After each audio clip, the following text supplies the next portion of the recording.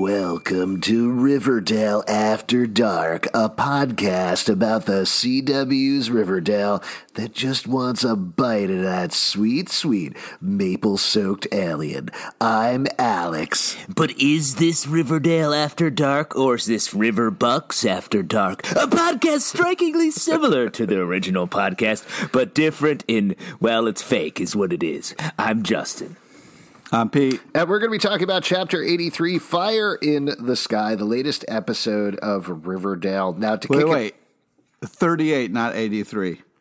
Nope.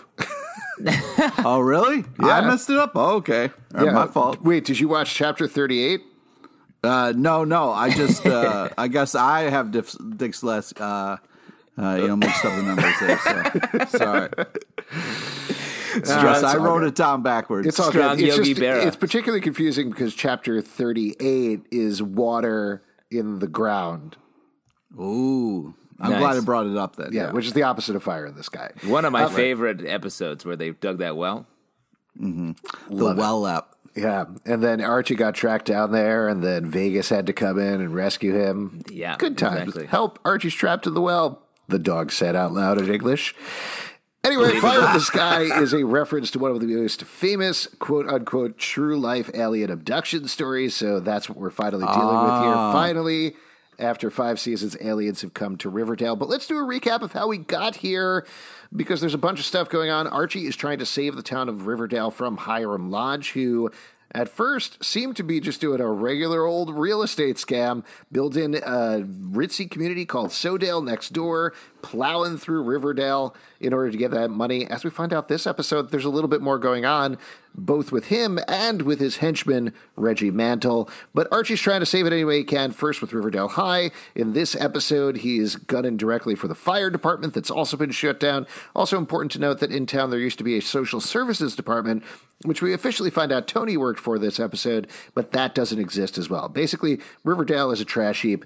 The former kids are now... man. Well, it is a trash heap. They're trying to make it better. It smells bad, as we learned in this episode. Smells like a corpse, man. Which makes sense because there's swamp a lot of corpses. Yeah, there's a swamp literally slathered with corpses. I'm going fishing in Corpse Swamp for some good old sardines. You guys want to come over for lunch? So that's what Archie's doing. He's also working with the RROTC since he was in the Army during the 7-year time jump. This doesn't come up this episode, but he's been doing a little bit of a friends with benefits thing with Betty, but striking his friendship, emphasis on friendship for the moment, though I'm sure we'll get into it, with Veronica back up at the same time. Now, Veronica is teaching economics at the high school. She is also trying to start up a jewelry store in the former site of the Blue Velvet video store. And she is married to a chode named Chad. So there you go. Wow, Chodwick. I believe his full name is Chodwick. Betty is in the FBI. She had been traumatized by being captured by a serial killer named the Trash Bag Killer over the course of 2 weeks. Came out of that. She is, as an FBI trainee, that's kind of important to mention, had a flirtation, kind of light dating thing going on with a guy named Glenn back there, who she left her cat, Toffee, with.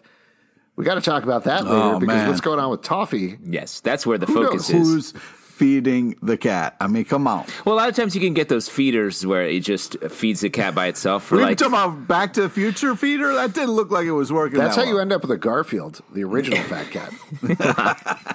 No one's questioning your Garfield originality. No, but you can feed them for the weekend, or in this case, 6 to 7 years, like Betty's doing. Yeah. What? So Betty is at Riverdale, and the big thing she is concerned with beyond teaching shop at Riverdale High, which again doesn't come up this episode, is she is investigating the disappearance of her sister Polly. They thought maybe they found her in Swedlow Swamp last episode. We last saw her on the show, though Betty doesn't know this, being chased by a trucker, or maybe running away from the trucker. Kind of unclear, or at least we don't necessarily know all the facts yet. Or it could be an alien driving a truck. We don't know at this point. 100%. Literally anything. All options are on the table. It could be some sort of maple tree that's like, I want my syrup back, running loose. So Polly is missing. Alice and Kevin has been kind of helping out, trying to track her down. They found the body the last episode, which is pretty nerve-wracking, as we find out pretty quickly this episode. That is not Polly, so Polly is still out there, presumably somewhere. On to Cheryl and Tony. Cheryl and Tony have been having a little bit of a war thing going on here, at least Tony. This is the theory we talked about in the last episode, and I think it comes to bear here. Tony has been manipulating Cheryl because Cheryl has trapped herself in Thornhill. She's got involved in an art forgery scam. Don't put that on Tony. No, Tony is enacting a plan to get Cheryl out of Thornhill, out of it. Yes, okay, out into the world. Not Tony trapped her in Thornhill, Pete. No. You're turning it backwards again. Yeah. Oh, yeah, that's right. Tony is trying to get her out. Tony restarted the Vixens, which Cheryl found out about and was pretty pissed off about. And we'll get into some other things with that later. The last thing you should probably know about is Jughead. Jughead is working at Pop's as well as working as an English teacher at the school. He's become friendly with Tabitha Tate, who is Pop Tate's granddaughter, who has taken over Pop's diner since Pop retired from the hard diner life. You got those diner knees from standing too long. Yeah, he's standing at a grill all day long making burgers nonstop for Jughead. So there you go. Pop looks good, though. He looks chill. Yeah. But Tabitha and Jughead as well, or as we all call them here, Tabhead on the show. Hashtag Tabhead. I think we're a Jugatha podcast, really. I think this is a Tabhead This is a Tabhead Jughead. Bye-bye. They've been working together to track down stories about the Mothmen, weird aliens who may or may not be real, who people have been seeing throughout the history of Riverdale, and we really get into it this episode. So that all said, why don't we really get into it, kicking off on the cliffhanger of the last episode. Let me just say real quick. Yeah. This is the first true boilerplate episode of Riverdale. This is the true Riverdale episodes are back, baby. Because all the episodes in this season were doing so much. There was so much emotional thing. There was everything felt like amazing, but different.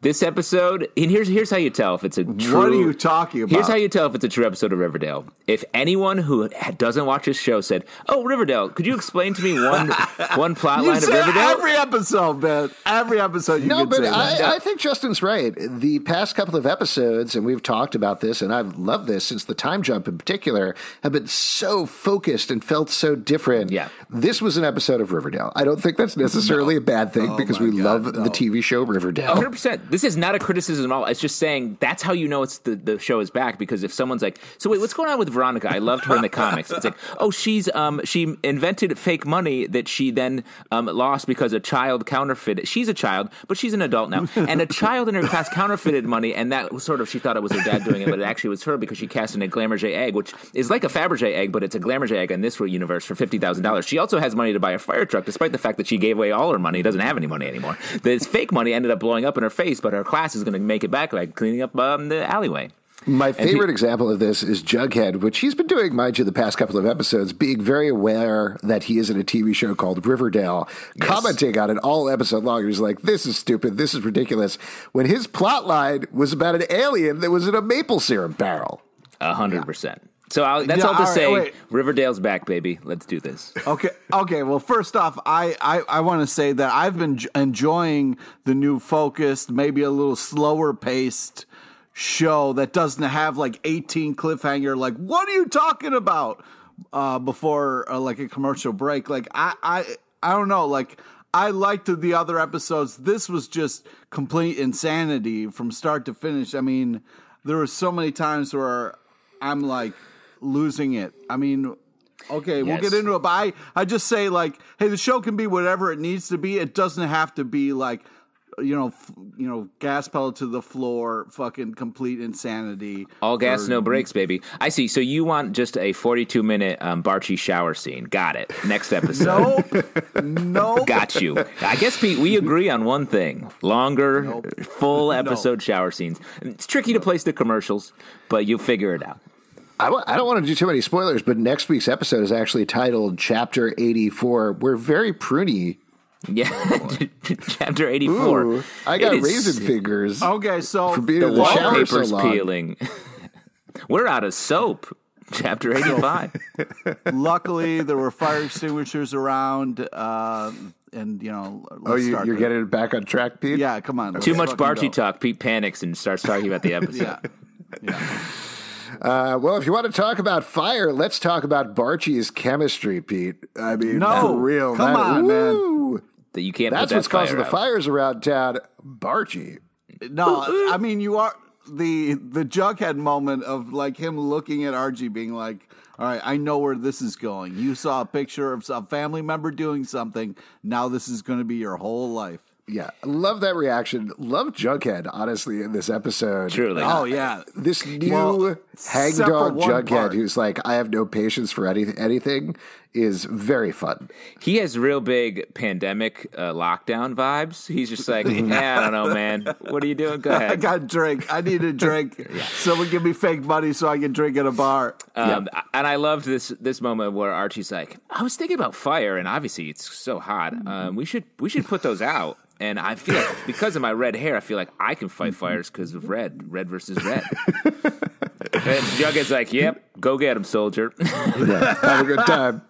Artie, he is inspired by Artie. He knows that somebody at the fire department, who back in the day when his grandfather was there, is still around. We meet that character later on.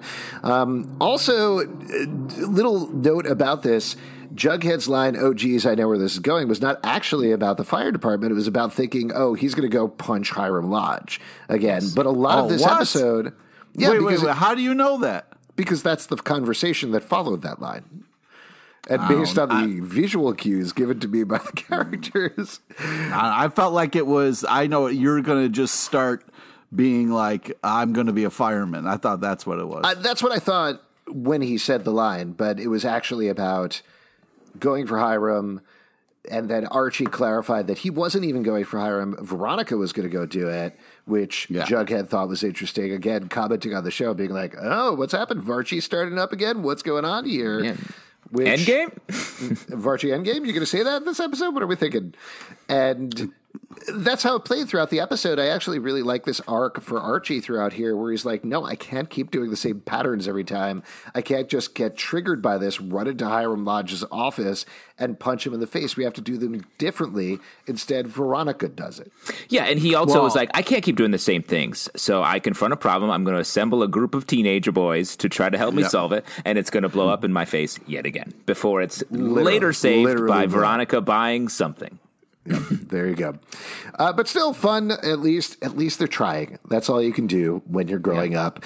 So then we go over to Dr. Curdle Jr., big Dr. Curdle Jr. episode. He reveals that the body in the swamp is 3 years old. To clarify that statement, the body is not 3 years old. It has been in the swamp for 3 years. Important distinction. And again, that's why you bring in Dr. Curdle. Because he's like, the bog preserved it. Mm-hmm.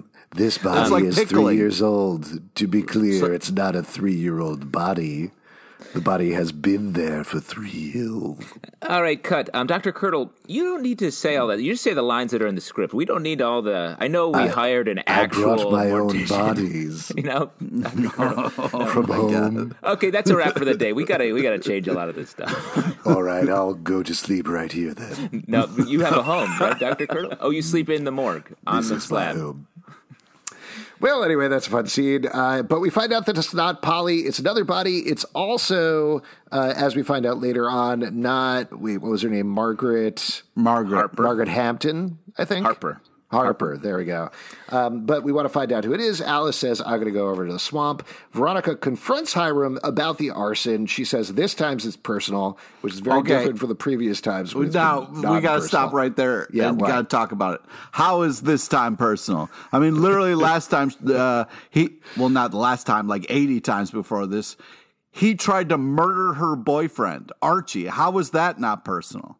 Like, how is this? There's family feuds. Like, somebody came up from Miami and there was a lot of backstabbing going on. How is that not personal? There was literally, he had another daughter that he was going to let take over. How is that not personal? I mean, you're right, Pete. Most things on this show are pretty personal. Yeah, I was just like, that's just an insane line to say.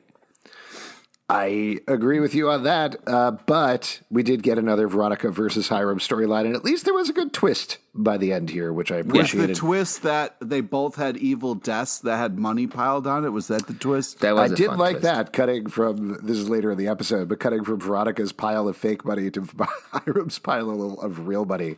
Like, they're just a bunch of Scrooge McDucks hanging around. Oh, my God. I don't want to watch Veronica turn into her father. This is upsetting. I'm sorry, you don't understand this television program then. Real quick on Dr. Curdle, I like the end of that scene. Betty's like, hey, can you just wait on cremating this body? And he's like, no, I have 1,000 bodies here. It's a slow day. I have to cremate everything. No evidence. It's for my YouTube channel called Can You Cremate This? It's always bodies, though. Anyway, then we go and meet the old fire chief. His name is Chief Russell, a very clear reference to Pete. Russell Athletic Wears? I don't know what you're talking about. I thought you would get this one.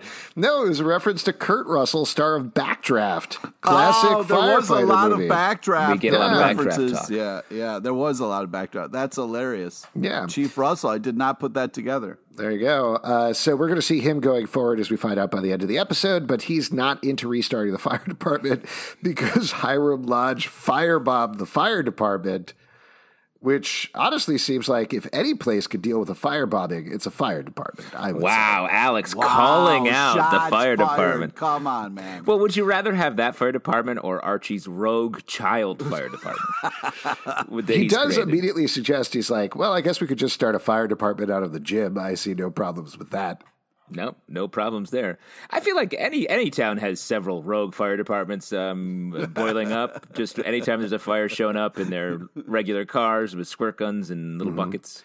I was in Crunch the other day, and there was a fire department. You were not in Crunch. Real quick, you were in Crunch? What were you doing? Sorry, I meant Crunch Wrap Supreme. There we go. I mean, honestly, I was in Crunch means you went to Taco Bell, essentially, right? Yes, 100%. Hey, I'm just stopping by this Crunch here. I think I got one of your envelopes. Is this some sort of, what do people come here to sweat? Like, what are all these contraptions over here you're laying down on and pushing the metal parts around? Let's go over to Toni and Cheryl's storyline. This one was kind of removed from the others. I mean, they were all kind of removed from each other, but Toni is coaching the Vixens. Cheryl comes in. She is angry. Makes a Cheryl entrance. Come on. It was a good Cheryl entrance, and I liked the mix of emotions on Madeline Petch's face when she was coming in there. It was angry, but also clearly nervous because she hasn't been outside in a really long time. But she comes in, says the bitch is back in town, challenges Toni to a dance-off. Toni says, I'm pregnant. And again, great delivery on the line. Oh, does that mean you forfeit? Yeah. Very funny. Ice cold. I mean, to your point, Alex, I really like the Madeline Petch's performance here because it's like she is Cheryl, she's doing Cheryl, but there's a little hesitancy almost because she's been out of the Cheryl game for a while. And if we can probably talk about this whole storyline at once. It's sort of one thing. Like, over the course of it, you really see her and Toni's plan come to fruition of having Cheryl confront all these competing things happening in her and how she's never really dealt with all these like wildly traumatic things in her life. So you have her just being like acting the part but never dealing with all the fallout. Like, you get her referencing when the Vixens are like in practice, like, you're like the porcelain doll that's been possessed by my dead brother's ghost. It's like, yo, this is not the place to say that. Yeah. What did you think about the storyline, Pete?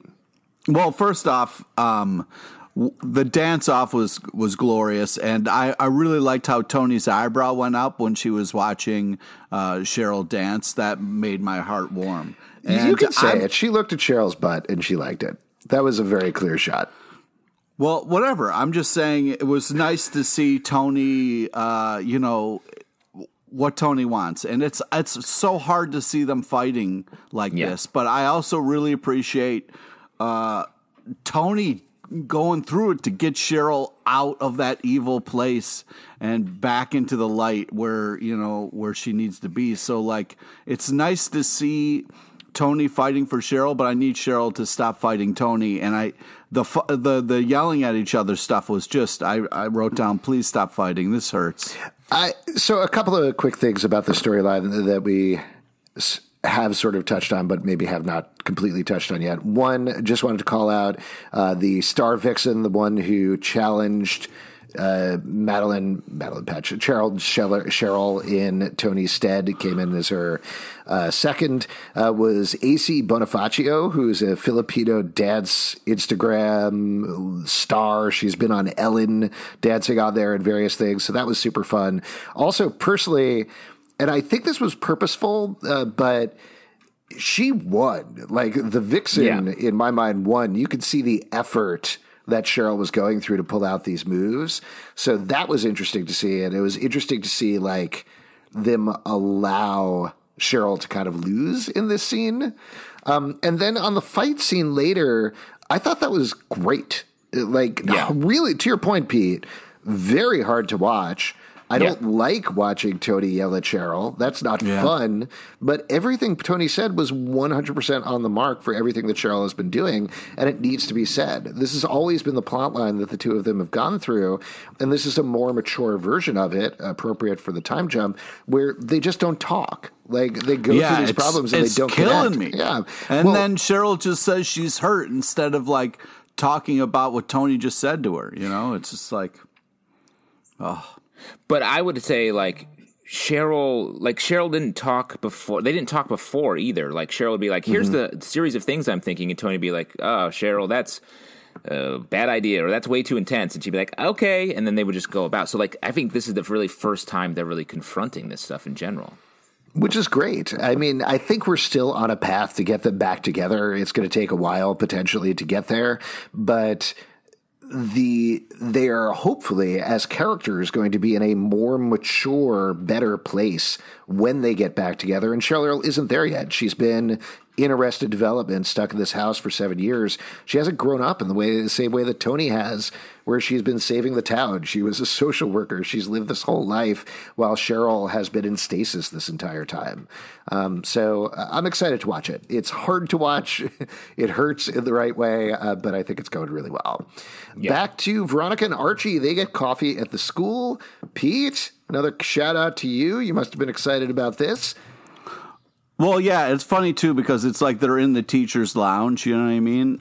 So it's just like, it's fun to see them being like teachers on a break in between classes, like, just kind of chatting it up. I was specifically referring to the Katie Keene stuff that came up because you love Katie Keene. Yeah, this was very classic, like Archie being like, so I'm going to be a fireman now, and Veronica be like, okay, great, I can set this up. I know a guy. We'll have this happen.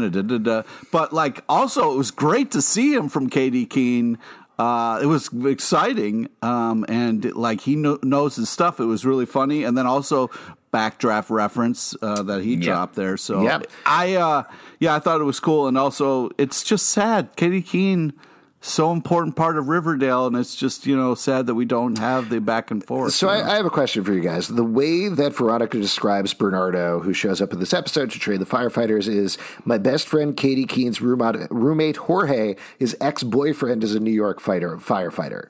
Yeah. How many people do you know offhand that you could call that far removed? Yeah, I'm trying to think. Well, it's Veronica. You know what I mean? Like, she gets a wider net than most people. But I think, is there any best friend of yours you could call and be like, hey, could I talk to your roommate real quick? No, not roommate. Can I talk to your roommate's ex-boyfriend? Well, that's what I'm saying. I'm even just saying even best friend's roommate is sort of a dicey thing. Right? Right? Like how many? No, you don't agree. You're not on board. If I called a good friend of mine and was like, "Yo, dude, can I talk to your roommate?" I don't think that would be an issue. Be like, "Here, you pass the phone over." I don't even let you talk to my wife, and she's technically my roommate. That's true. And also, Alex, again, please stop saying that to her. She's got to pay the rent. I don't know what's going on. She hasn't done her half of the chore wheel recently. Wow, that's you're a tough customer. Yeah, well, I can't even. That's what marriage is. Yeah. No, it's not. Being a tough customer. When I proposed, I didn't use a diamond ring. I used a tiny chore wheel, like a romantic. So Veronica then, as we hit I love all this New York fighter. I got chore wheel questions. Yes, all this New York fighter stuff is so funny to me because they treat it like he's from New York City, where fires go to make it on Broadway. It's very funny to me. And then Bernardo's like, yeah, I guess you just, you see a fire and you put it out. All right. Oh, if you guys could take those ropey things that I don't really understand and kind of flip them up in the air for a while, that would be cool too. That would train you. But just have Archie do that. Yeah. Yes. Loved seeing Bernardo, though. Very fun for him to show up. I hope they do more stuff like that. But then we go over to Veronica in this plot line that we kind of touched on earlier. She has an idea to bolster the economy, recruits her students, comes up with a fake counterfeit form of money called river dollars that she's going to use, and sells a Glamourget egg to pay for it. $50,000 and then distributes it. And I love that throughout the episode, they're like, yeah, you could spend it literally anywhere. You could spend it at Pops. You could spend it at the Bijou. Where else would you need money? Yeah. Well, I mean, as it turns out later on, Jughead finds it out. You can also spend it at the White Worm, and that's pretty much it. But this is ludicrous. What do you think about this? And Archie does this as well, essentially recruiting free labor out of the high school to do all of their stuff. Yeah, that's again, like, this episode is so wild in so many ways. Like, everyone's up to their old tricks so intensely. It is very on in the world out there to have them be doing this. So, like, I think we both expect it, but if you poke your head out of Riverdale for 1 second, you're like, hey, that's weird. Also, like, we haven't even reached the crazy part of the episode. You know what I mean? Like, there's all this madness going on, and we really haven't even gotten into the real craziness. We haven't even gotten up to the Riverdale logo yet. Yes, that's a great point. We should have a special sound effect that pops on our show when we finally hit the Riverdale logo, the Riverdale After Dark logo. Yeah, it should be a sound cue. We should get the guy who plays Dr. Curdle to say, "You did it." Yeah. Oh, that is so. Congratulations! Wow, you're pretty good at that. You are. You have big Dr. Curdle energy, by the way, Alex. Yeah. Thank you so much. Me and Nicholas Witchell are peas in a pod. Jughead found a Mothman article, shows it to Tabitha. Also, there was another incidence of this that he found where there's some lights in the sky.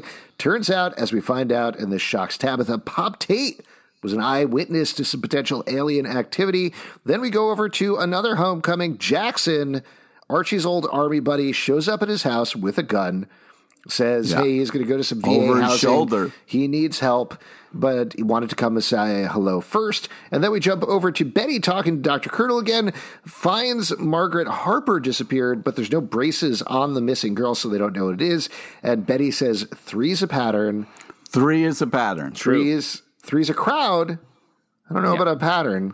Is that really FBI training? Like, if there's one dead person, nobody cares, right? 2 dead people, not even worth checking out. Oh, well, now it's a pattern. I, as an FBI agent, now have to care. Mm-hmm. Yes, that's true. That's how it works. Congratulations. You're an FBI agent now. Technically, we're a pattern. Wow. Whoa. Don't tell Betty she's going to come after us. Yeah, don't tell Betty is right. Then we go to one of, and this is a weird thing to say, but one of my favorite scenes of the episode, because Archie goes to the White Worm, brings Jackson to meet the guys. And he's like, hey, Jackson, this is the guys. And the guys are here we go. Fangs, Kevin, some other guys that we've never seen before. Never met. These are the new guys. These are some new guys. Don't get referred to it anyway. One of them is probably off camera the entire time and just a hand holding a beer, but they're the guys. These are the guys: Kevin, Fangs, the cameraman, the director, Roberto Garza, the guys from Riverdale After Dark. You in the audience, you right out there. No, come on now. Like, this is one of Kevin's like greatest lines. I almost wanted him to look right in the camera when he said it. Like, yeah, Archie's like looking for a few good men, and then Kevin's like, "Story of my life." Oh, yeah. Exactly. Kevin. He speaks for all of us. Since, to be clear with that line, since Blue Velvet went out of business, they don't have VHSs of A Few Good Men in town anymore, and he hasn't been able to watch the movie or that classic Jack Nicholson speech in years. Yeah. He can't handle the truth. So he talks to the guys, and they don't want to join his volunteer fire department. He's pretty bummed about that. Huge missed opportunity. Huge. They could have made so many river dollars off of that. Betty interviews Miss Harper. Margaret started going with the truckers. She doesn't know what happened to her. We also get the information, as mentioned earlier on this podcast, that Toni was a social worker and really helped Miss Harper, which Betty finds very interesting. And then we have a brief scene of Cheryl in school. We get an Elsa shout out. Justin, I lit right up for that. Veronica talks to her, wants her to design some money, is what we find out later. Very interesting that Cheryl immediately drew a Archie comic style Veronica instead of the Veronica Lodge that she knows, but she gets whatever. We'll let it slide. Jackson then talks to the RROTC. He shows his missing leg. And of note, the actor actually is missing one leg in real life. That was not prosthetics or trick shot or anything like that. And I really appreciated across the board how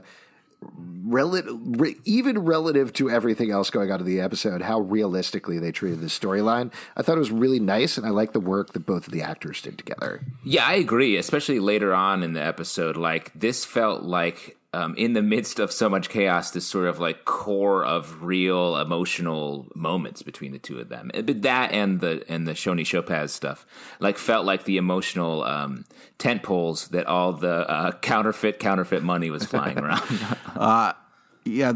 Oh man, the fake money thing just makes me kind of like mad, because as an economics teacher, like, the idea of it is interesting, but like there are cases like, you know, in Ithaca, they had Ithaca hours when we were there in college, Zalbin, and like that did not work. You know, giving people money that they can only use in certain places is not kind of what money does. So like, we should say Pete and Alex famously went to college together. Different colleges. Are you sure about that? Just to clarify, I'm the one who went to the Ivy League college. Pete went to the other college. Fuck you. Also, on the note of Ithaca, the giving out Ithaca hours. Thanks, making up Zalbin. Thanks for that. No problem. I mean, I should take some blame there as well. Giving out the Ithaca hours, to your point, though, Pete, that didn't work. But later on, the current mayor, when he started giving out free heroin, that did work. It's not a joke. Really? You did that. Yeah, they've come up with a program where they've given people safe spaces to use drugs, and they help them out. They give them methadone if they need, and they've seen a severe drop in actual drug use and deaths in Ithaca. It's been sort of like this light for the entire country. Not to be totally serious about it, but there you go. I think you may be spoiling a future Jingle Jangle based storyline on Riverdale, Alex. Yeah. Ooh, sorry, guys.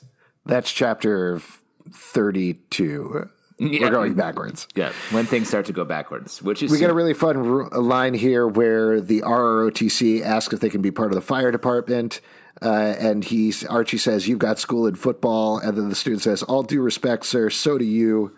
He's like, "Fair point. I remember when I had 50 jobs in high school. Let's do this." Veronica passes out her own money, tells the story of an Oregon town that passed out their own money. Not Ithaca. That was in upstate New York. But I believe that's actually a true story that she's telling there. And they're going to get paid by river dollars that funnel into the economy. We get a very quick scene of Betty coming home, finding Alice covered in mud. Covered. Alice is like, "I don't know how to search this swamp. I'll lay face down in it and see what I find with my mouth." Found the phone. Like, of all the like things that tie up, like loose ends, like... The phone, really? Like, that was the, you know, like, oh man, the phone is still out there. Somebody better go get that phone. Well, now that they have Polly's phone, though, why don't they just call her? Wow. Is that... Who would answer that? Wait. Hold on. Never mind. I guess I didn't think that through. Yeah, I don't know if you... Also, with the phone in the swamp, I don't know what you're going to pull off. A swamped phone. Even Apple is going to have some trouble with that. Yeah, you put in a little swamp rice, and that'll take it right out. Having swamp rice for dinner. Betty then talks to Tony about Margaret Harper. There's a very nice line here where Tony says there's a lot of Margarets in Riverdale. I like that.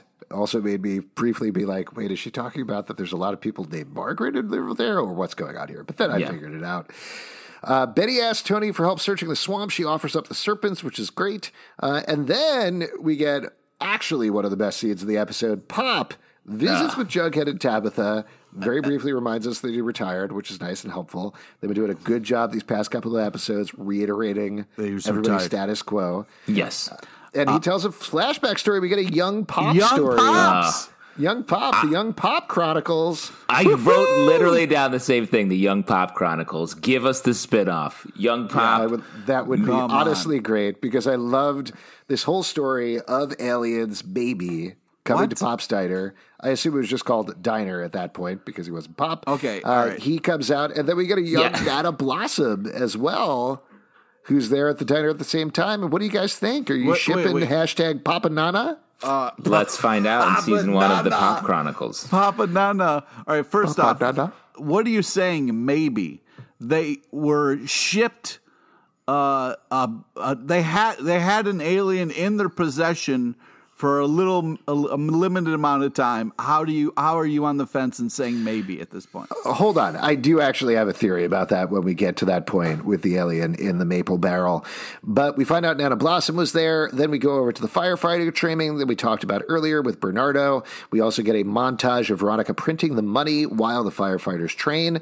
Veronica just literally tosses the money at her students. I don't know if we mentioned this, but part of the trade was she was going to pay them to build her jewelry store for her. Yep. Yes. Yep. Great. Again, crossing a lot of parent-teacher or teacher-student lines here. Yeah, the parent-teacher conferences are going to be real weird. Oh, yeah. Man. Hey, I heard my son's been stocking blood diamonds in your jewelry store. Now, there's another thing that's kind of played for laughs here, where Jughead says, why is Veronica printing Monopoly Money with her face on it? Very funny line. Mm-hmm. But Tabitha says you can, use it at any number of places. Pops, the diner, those are the same places. Same place. Yeah. Bijou. Or downstairs in the White Room, and immediately Jughead runs downstairs and pays for it with some whiskey. Mm-hmm. There's later on a moment where Tabitha very tentatively asks him, were you drinking after the whole alien incident? Because he was. Yeah, of course I was, and then moves on. This feels like this is going to be a bigger issue, Jughead's drinking. Did you get that? Well, Jughead, I think, has an issue. He goes all into things. You remember his D&D problem or G&G problem? Mm-hmm. So this is definitely going to be an issue for sure. Typewriters. Yeah, I think it's it's going to be for sure an issue. But yes, I'm still waiting to hear how you don't think aliens are a thing. We have a little while to get there. We're only about a quarter way into the episode. So Alice, Kevin, Betty, and Tom are looking for Polly. Hyrum comes in. Reggie has a shotgun, I think, or a rifle. Shotgun, I'm not good Reggie. at guns. Yeah, dressed in his finest swamp suit. Yep. And they shut them down. They say, no, this is private land. You can't be here. Betty tries to pull rank with the FBI. Even she that has doesn't work. Jacket on doesn't work at all. Hyrum says, put that badge back in your jack or crack box. Yeah, which I thought was fun. It could have been a mistake or it could have been a choice. The way it just slipped right off old Hyram's tongue. Well, we got one take of this, folks. We're running late on the schedule. Let's keep going. So then we go over to Tabitha and Jughead, another fun scene here with Nana. They're interviewing her. All right, she tells a whole story. What? Yeah, I know as a journalist you got to get to the story, but if someone's like, oh, just go talk to Grandma Nana, I'd be like, well, this is where the story ends. No way going to creepy Grandma Nana's house where people are in the walls and shit. Oh, I couldn't believe that they both went there. I love how wildly this spins out of control, this entire story, because you expect her also to be like, yes, I remember being at the diner when I saw these lights, but nope, entirely different alien that she found in the woods, took it back, put it in some maple syrup. Then other aliens came by her house and said, hey, where's our alien friend? And she was like, no, sorry, I had it cremated. I haven't heard of it. Dr. Curdle did it. He also loved cremating, we assume, just like his son. They pass it on. It's a genetic trait. And, she kept the alien and then asked Jughead and Tabitha if they want the alien, if they would like it. And they're like, no, thank you. And then she sends it later anyway. You know, she makes good on her promises, and she's really great at just escalating. She takes something that's happening, she's like, oh yeah, well, here it is 9 times crazier than you ever thought possible. Well, that's the thing. When you go to Nana's, you know, she's like, well, I got to get rid of a couple bodies anyway, so here, you take them. You're doing a story on it. Yeah, I mean, have you ever been to Grandma's house? There's all sorts of things in there. Oh, man. Yeah. Maple aliens, other things. So if you're preserving something, there's nothing better than some maple syrup. That must have been that's a like $9,000 amount of maple syrup that she put that alien in. Or you use a bod. I feel like we're going to go too far afield here, but one of my absolute favorite stories, and I'll go through very quickly, from my food science class in college. I don't know if I mentioned I went to Cornell University and Ivy League College. Wait, you went to Cornell and then took a food science class?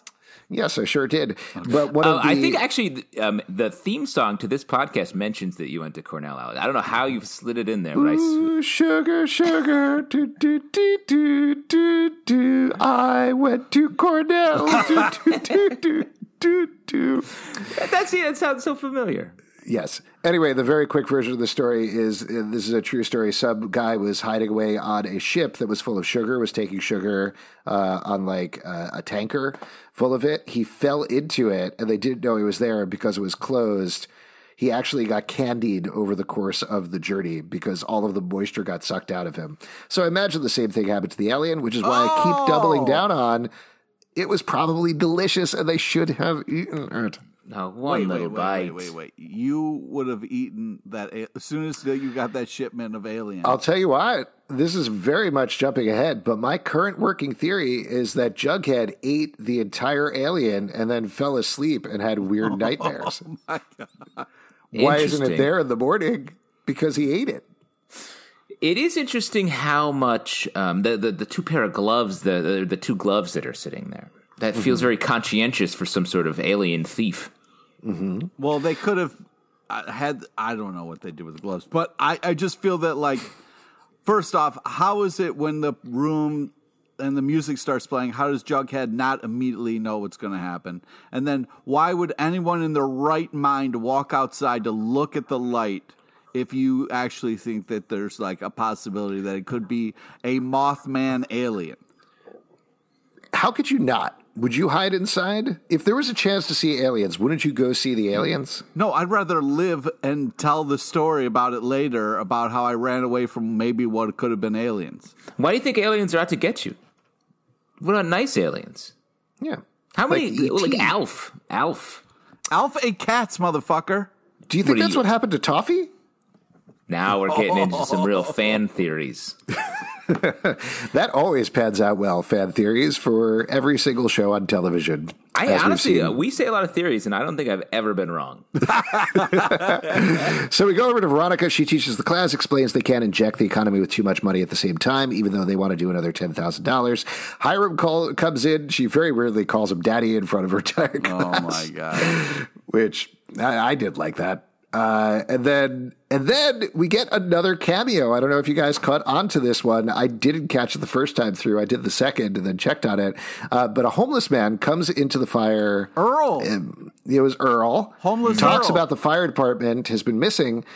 The guy who plays Earl is also the uninvited from Chilling Adventures of Sabrina. Remember the guy, the homeless guy with the shopping cart? It's the same actor. His name's Bram Taylor. Dude, and there you go. So not direct crossover, but typecast. Wow. Dude, if you need a homeless guy, check out Earl. Dude, that guy's got range.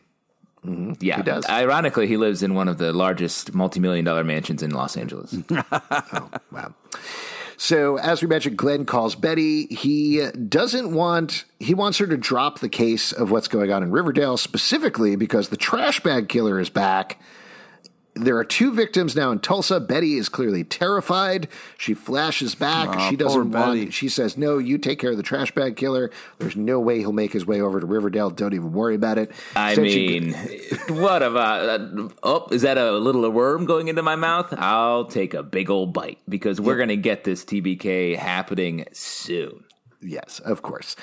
She goes over to the swamp. Reggie is there again with his gun, but Reggie kind of relents, and thanks to, and this is a legally binding agreement, the Cone of Silence. Yeah, the Cone of Silence. Tells her about another body that he found. So as we find out by the end of the episode, there's actually 21 missing girls around the lonely highway, and many of them might be in the swamp. Then we go back to the fire. I did want to mention one thing. We kind of ran through the firefighting training. I think one of the cadets' last name was Burns. Yep. One of the firefighters, true. Cadet Burns. Okay. Ironic. He's chasing something he'll never catch. Yeah. Oh, boy. Man runs in. The pool hall is in fire. Earl is in the pool hall. Archie busts in, even though he's specifically been told, don't go into a fire by yourself. It was funny the way Archie was like, the guy's like, "Are you guys the fire department?" And Archie was like, "Not yet," or he said, like, "We're working on it." Sorta. I guess so. Yeah, sorta. I don't know. That was funny. Wait, what's my status quo right now? Yeah. It's complicated. Are you guys the fire department? I'm in my 20s. Yeah. We're the fire apartment. That's about all we got. So then we go over to Veronica is counting a river dollar. Something is wrong. She calls Hyrum. We didn't mention this earlier, but he came into the classroom with a river dollar and kind of threw it in her face. She throws back at him, says, "Hey, the money doesn't add up." Thinks Hyrum is printing his own fake money, which very fun, very confusing, back and forth about all of that. And she ends with, "As Archie would say, Daddy, you suck." Great. I mean, is there more of a sign that Varchie's back on the table than Veronica quoting Archie to Hyrum? And also Hyrum mentioned, he's like, "Why you open Archie over here?" And another indication is how Archie looks at Veronica in almost every scene. Okay, really picking up on the cues. I see. I see. And then her saying, "Anything for you, Archie." And then later she's being like, "But by the way, all your fireman dudes are going to have to pose for a calendar later. That's how we're going to make Archie, money." I'm going to need your child fireman to pose nearly nude for a calendar I'm releasing to make money. To make fake money that I print myself. Yep. I'm a normal 25. And this is all backed by a fake egg that I've pawned so many times nobody can keep track of. It's a story just like everybody else in America. I pawned a weird egg to make nude child calendars.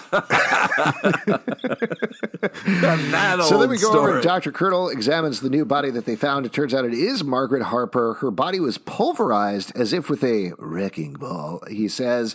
But I think more likely a truck, right? Yeah, I'd be surprised if we're going to get some sort of Wrecking Crew style killer here throwing. I think, yes, we're all pointing back to the truck thing. You got to think Colonel's like, "Betty, why do you have so many bodies? I want bodies. You, so many." Have they not put together the fact that they have a guy in town who loves bodies and also there's an increasing number of bodies? I feel like there might be a connection there, but then again, probably not. He keeps his nose clean. Colonel just likes to handle the bodies. He doesn't like to dead them. So then we go over to Cheryl's house. She's pretty pissed off about Toni and wants to tell Nana all about it. Also, I think there's a painting of her as a fox that we panned by. I'm not 100% sure about that. Yes, Pete, you're nodding your head? Yeah, I saw it. Okay, I didn't just imagine it. It was not just a fever dream. I think that's real. I'm pretty sure I saw something like that. To be fair, it could both be a fever dream and a thing that's in this show. Yeah, that's true. Miss Marble is there. She discovered that the painting of Jason Blossom was a forgery, figures they should chat before they call the authorities. Cheryl looks terrified, but I think there's going to be a little more to that than we know at the current time. Then we go over to Archie in the hospital. Tom breaks down what's going on with Hyrum for Jackson. Yeah, Jackson, I thought this is such a great line. Keller's like, "Hyrum, yeah, he used to be mayor. Now he's making up a town down the street." Anyway, I'm out of here. Good to see you guys. That's it for me. That's my time. I'll be down at the Chuckle Hut for the next couple weeks just describing things in this town. Yep. And then we get a line, which I know you guys have not been as bothered by this as I have, but Jackson says, "Man, what the hell were we fighting for over there?" Yeah. Where were they fighting? Any details about this war or what's going on? There's some massive world war happening while whatever's happening in Riverdale, and I need to know more about it. Oh my God. We'll get there. Yeah, what do you want? Some sort of like Jack Ryan-esque explanation of Archie's days or something? Who are they at war with? I want to know who they're at war with. What's happening? Yeah, it's all on the football field, man. It all happened on the football field. But I mean, this is where you have the touching bro hug here. You know what I mean? Like sometimes you just need a bro hug and you can feel better. Oh no, that was later on after they fought in the Andrews house. Then they had the bro hug. But we go over to Hyrum, who is pissed that another body is found. He seems very suspicious of Reggie, which, yes, correct, Hyrum. We get an interesting detail here that it seems the Turnpike and the Sodale are a smokescreen for some bigger plan. Yeah. What could that possibly be?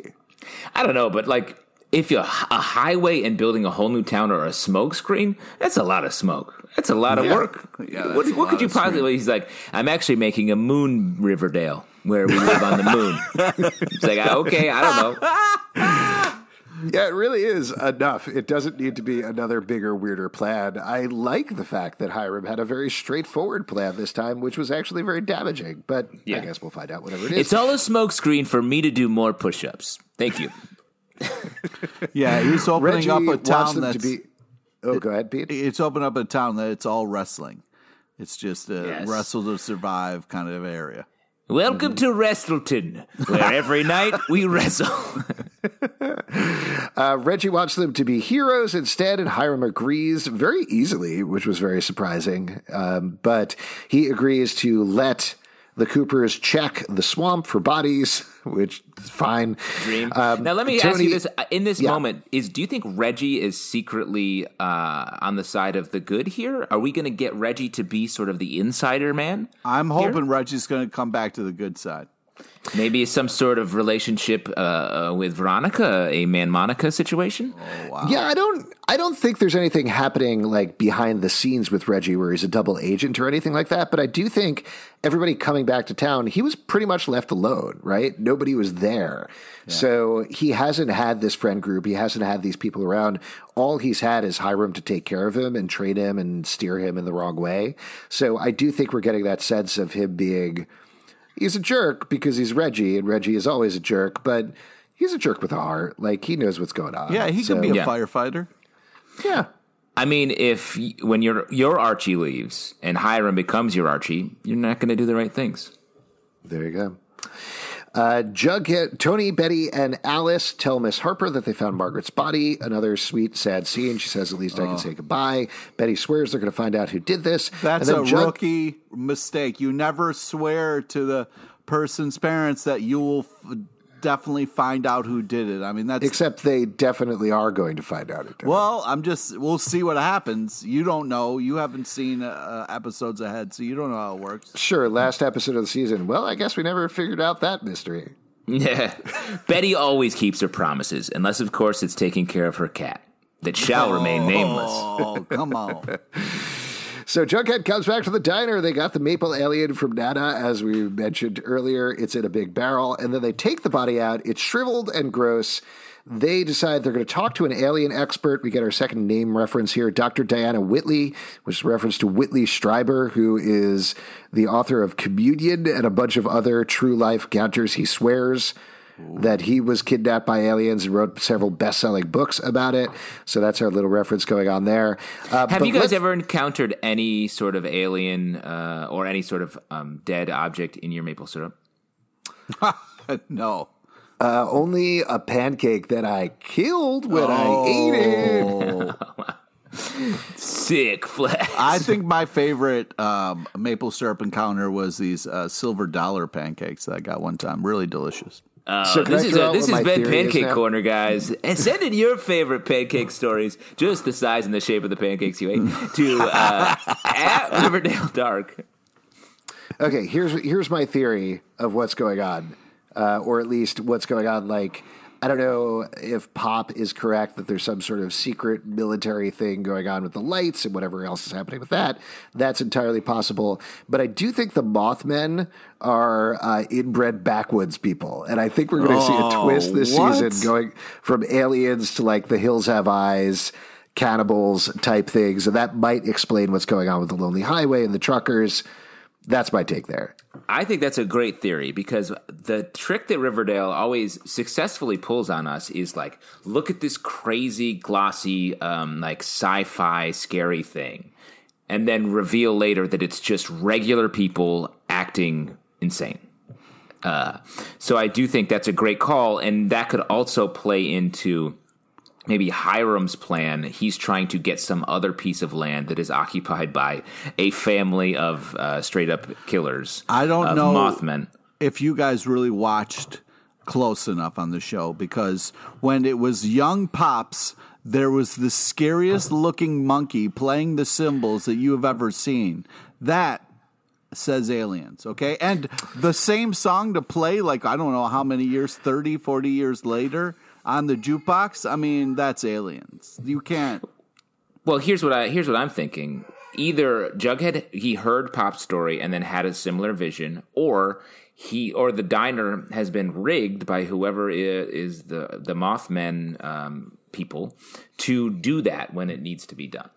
We have been joking for several seasons now that there's multiple layers to Pops. So what if it is Pop's diner? Underneath it is the White Worm, and underneath it is a secret lab where they do experimentation that is causing all of these things to happen. What's underneath that? Oh, that's the way. Ice cream store.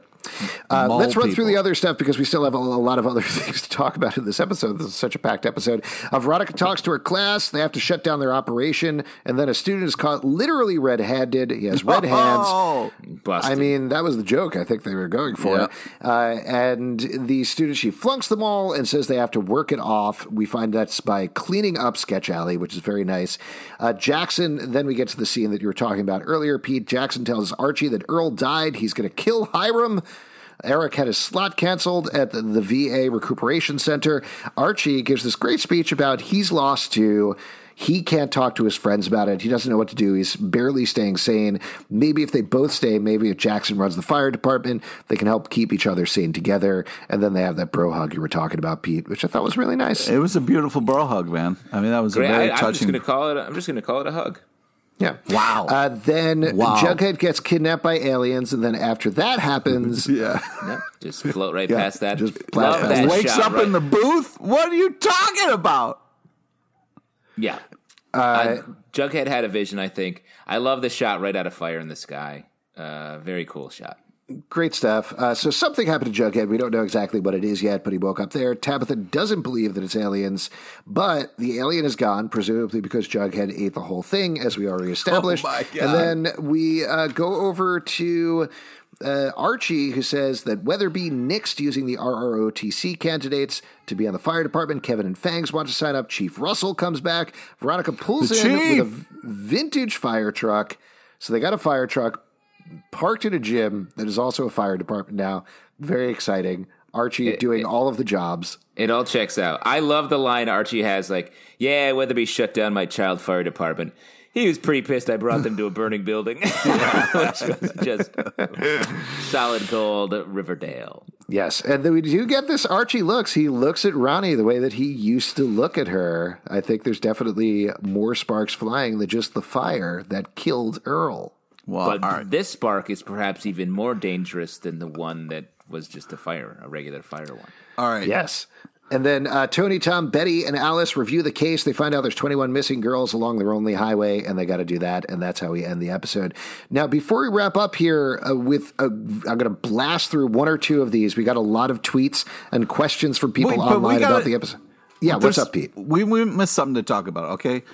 We got to talk about Earl's unbelievable chemistry, the way he connects with people. Earl became instant friends with Jackson, and Jackson was willing to go and murder another man because of the fire that he was involved in. And I just think that, like, we're just skipping past the magic that is homeless Earl here, all right? It's hard to make a murder friend so quickly. Yeah, exactly. Like, obviously, we're all three of us. How many friends would you hear about their death and immediately go to murder somebody? We have a murder-based friendship, the three of us. And if do you have any problems, Pete, with the fact that he is an Eldritch Terror? No, I mean people's baggage and things that they bring into a relationship. It's what they do in that relationship that matters. People can change. I agree. Speaking of changing, we're going to change topics and talk through a couple of these questions and letters that folks sent in real quickly. This one was from Jonathan on email at comicbookclublive@gmail.com. Feel free to write us whatever. We love hearing from you all.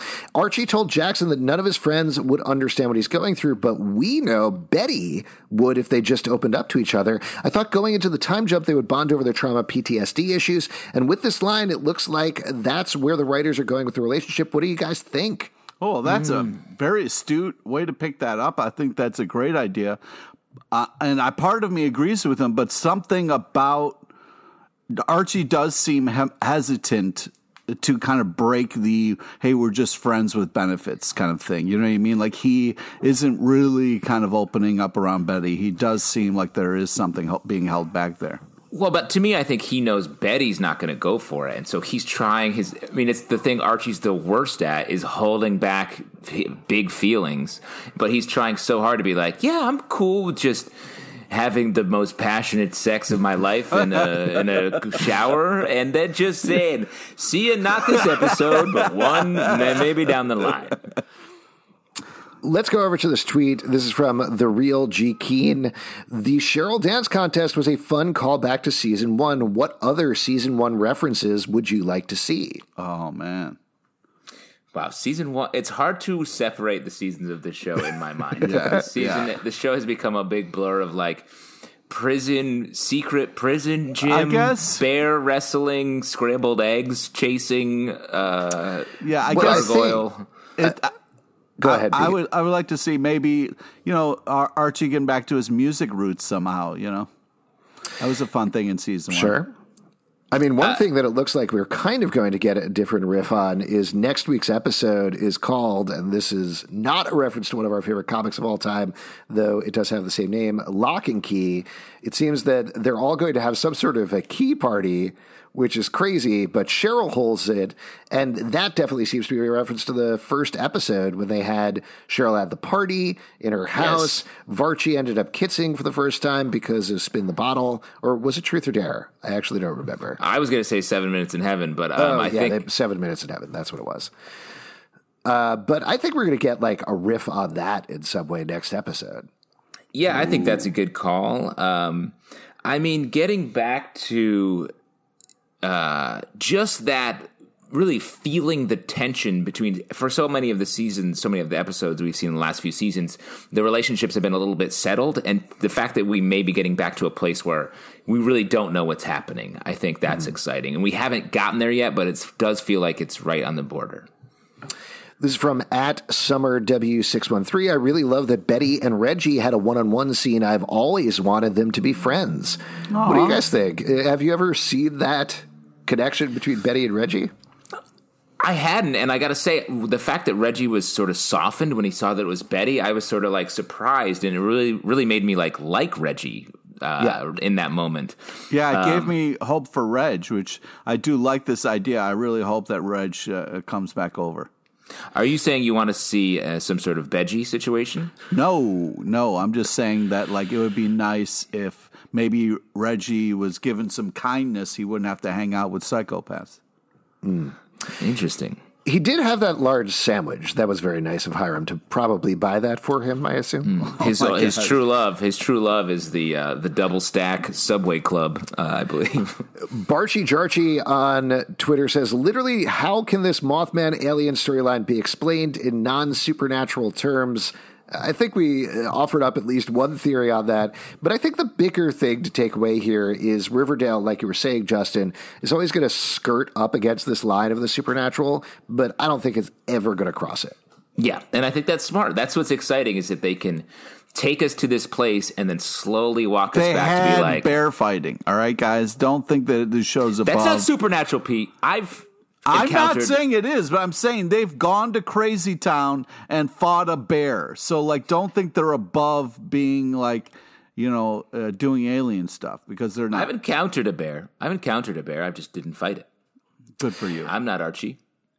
Couple other quick ones, and then we'll wrap up here. This is from SSABA says, so I read this very amazing theory on Tumblr, which said Chad could be the one to reveal the Barchie affair. It looks like he is spying on both Archie and Veronica, and when Archie will stop Chad, and then he will reveal. If it's true, this is going to be a great twist. What do you think? Does Chad know about Barchie at this point? I don't want any more Chad.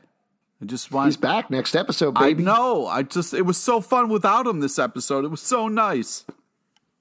I like Chad in the mix. I think he brings, especially if we're going to get more Varchie cutie eyes at each other, like having Chad there intercepting them, I think is super fun. And I do think it's definitely in his world to reveal that to Veronica and blow up the whole thing.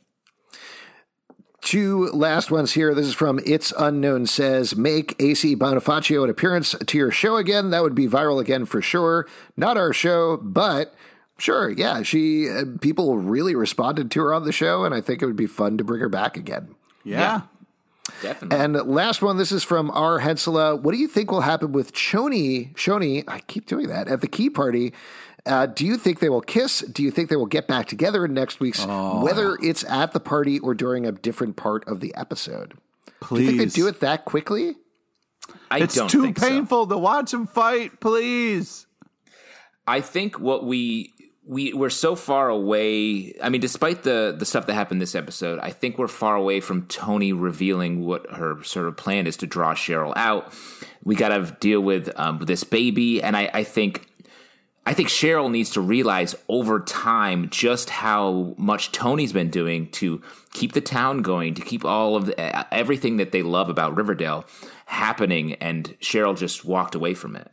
So I think they need to Cheryl needs to chase Toni, is what I think. Sorry, that's a long way of saying I think it's going to go that way as opposed to Toni chasing Cheryl. Yeah, I think earlier in the time jump, I would have thought, yes, 508 is the one where it's all going to happen. They're going to have a Shoni rain kiss or whatever is going to happen there. But I think instead, we're going to see, like you're saying, Justin, a breaking point between them. Something where Toni says, no, listen, you got to figure shit out, Cheryl. I've taken you as far as you can go.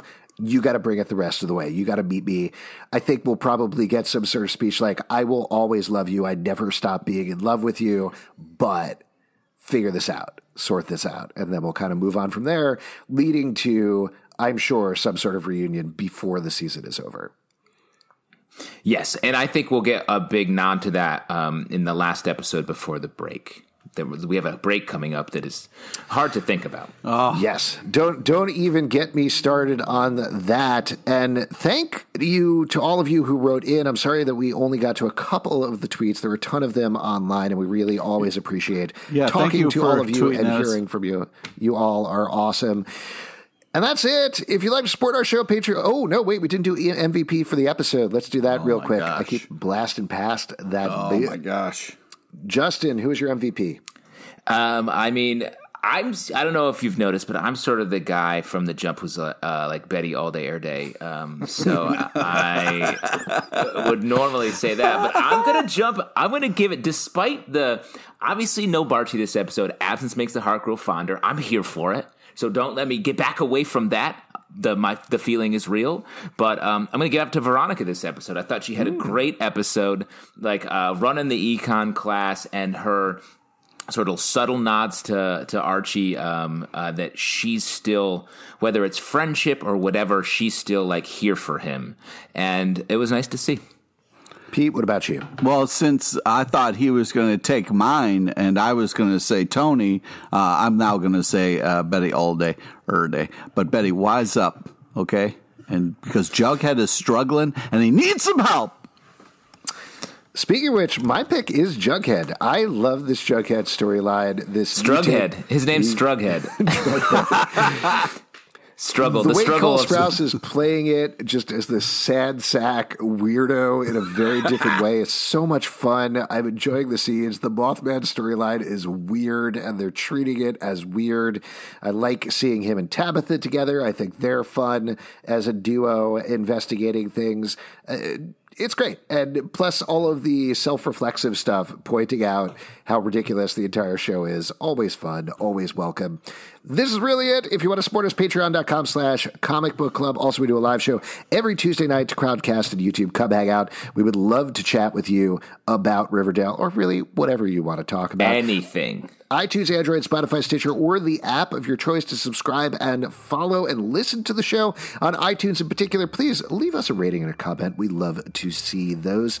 At Riverdale After on Twitter, at Riverdale Dark. Wait, no, I did that wrong. At Riverdale Dark on, I don't know, something. Check us out on Twitter and Instagram and Facebook. Just go there. It's fine. Oh, where are you at, Cornell? Get back to that food safety class you're talking about. Food safety class. All right, don't eat the expired milk.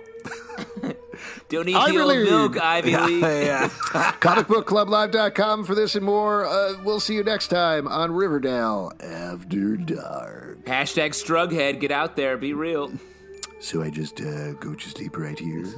Oh, stop.